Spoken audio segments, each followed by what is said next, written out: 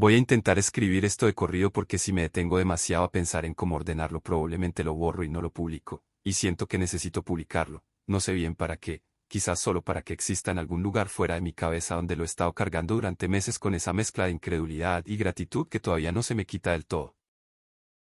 Me llamo Daniel, tengo 33 años, soy profesor de historia en una preparatoria pública en Puebla, y hace 8 meses me enamoré de alguien en el lugar más improbable que puedo imaginar para que eso ocurra, que fue en la sala de espera de un hospital un martes por la tarde con los dos agotados y preocupados y con cara de no haber dormido bien en varios días. Mi papá había tenido un episodio cardíaco leve, nada gravísimo en retrospectiva pero en el momento suficiente para paralizarme por completo, y yo llevaba 3 días yendo y viniendo del hospital entre clases y trámites y llamadas a mis hermanos que vivían fuera de Puebla y no podían llegar de inmediato. Y ese martes en particular me había sentado en una de esas sillas de plástico duro de las salas de espera con un café de máquina que sabía nada y los ojos fijos en el piso sin ver realmente nada. Él estaba a 2 sillas a mi derecha, también con café de máquina, también mirando hacia adelante con esa expresión particular que tienen las personas cuando están procesando algo difícil en silencio y prefieren no mostrar demasiado. No sé quién habló primero, creo que fue él, una pregunta pequeña y neutra sobre si sabía cuánto tardaban en dar información en ese piso, y yo le dije que dependía del turno y del médico y que la última vez había tardado como 1 hora, y eso fue todo, un intercambio de 40 segundos que debería haberse quedado en nada.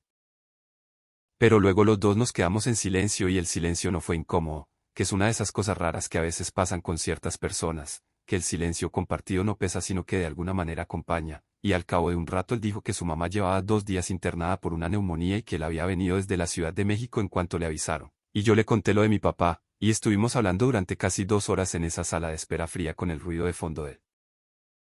hospital y los dos completamente ajenos a todo eso.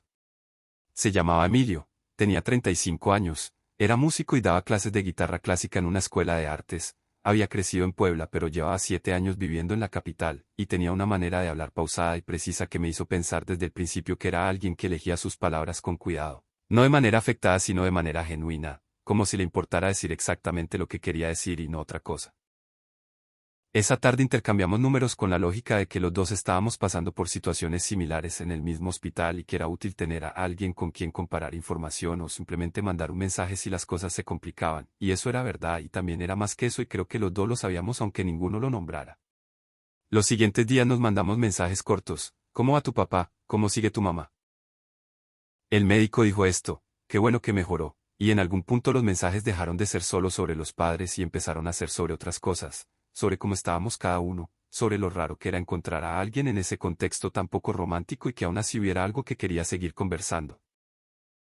Su mamá le dieron de alta 4 días después de que nos conocimos y él regresó a la Ciudad de México, y yo pensé que probablemente eso sería todo, que había sido uno de esos encuentros que la vida a veces pone en el camino y que tienen su valor exactamente así, como algo breve y completo en sí mismo. Pero siguió escribiéndome, no todos los días sino con una regularidad que se sentía natural y no forzada, y yo le contestaba con la misma naturalidad, y las conversaciones eran largas y fáciles, de esas que empiezan en un tema y terminan en otro completamente distinto y cuando uno se da cuenta ya son las 2 de la mañana y no sabe bien cómo llegó hasta ahí. Un mes después de conocernos me escribió preguntando si ese fin de semana iba a estar en Puebla porque iba a venir a visitar a su mamá y quería saber si podíamos vernos para tomar un café, y yo sentí algo moverse en el pecho cuando leí ese mensaje, algo que reconocí aunque llevaba tiempo sin sentirlo. Esa especie de anticipación nerviosa y agradable que uno asocia con querer ver a alguien en particular. Nos vimos un sábado por la mañana en un café del centro que él recordaba de cuando vivía aquí, y fue distinto verlo en persona después de un mes de mensajes, más real y también más intenso de alguna manera, como cuando uno lee un libro y luego ve la película y los personajes tienen de repente una dimensión física que los hace más presentes. Hablamos durante 4 horas sin darnos cuenta, y cuando salimos del café él me propuso caminar un poco y caminamos por el centro durante otra hora más hasta que el frío de la tarde nos obligó a parar, y en algún momento mientras caminábamos nuestros brazos se rozaron varias veces y ninguno de los dos se alejó, que es uno de esos lenguajes silenciosos que el cuerpo habla antes de que la cabeza haya terminado de procesar lo que está pasando. Antes de despedirnos me dijo que había sido uno de los mejores sábados que recordaba en mucho tiempo, con esa honestidad directa suya que ya para entonces me parecía una de las cosas que más me gustaban de él, y yo le dije que a mí también, y nos miramos un momento y creo que los dos sonreímos de una manera que decía más de lo que las palabras habían dicho. Lo complicado vino después, porque él vivía en la Ciudad de México y yo en Puebla y ninguno de los dos tenía planes de moverse, y yo me descubrí pensando en esa distancia de 2 horas como si fuera un problema enorme y al mismo tiempo recordándome que ni siquiera habíamos hablado de lo que era esto, que quizás yo estaba construyendo toda una arquitectura emocional sobre algo que todavía no tenía cimientos claros. Pero Emilio era de los que nombraban las cosas, eso lo aprendí pronto, y 3 semanas después de ese sábado me llamó por teléfono, no mensaje sino llamada, que ya de entrada me pareció significativo. Y me dijo que quería ser directo porque no se le daba bien andar con rodeos y que le parecía que entre nosotros había algo que valía la pena explorar aunque la logística no fuera sencilla, y que si yo sentía lo mismo quería saberlo.